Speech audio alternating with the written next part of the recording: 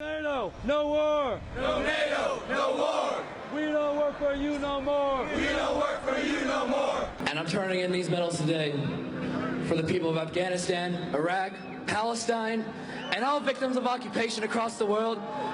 And also for all the service members and veterans who are against these wars. You are not alone. I'm here to return my Global War on Terrorism Service Medal in solidarity with the people of Iraq and the people of Afghanistan. I am deeply sorry for the destruction that we have caused in those countries and around the globe.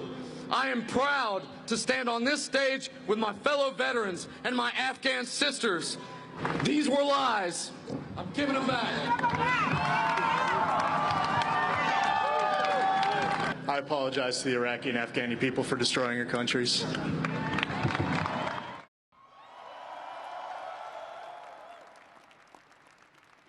And for being here defending United States security and our freedom.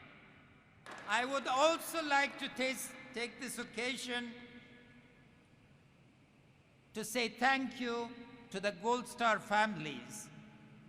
2,298 American men and women in uniform have paid the ultimate sacrifice. This nation will always be grateful for that sacrifice, and we will always remember.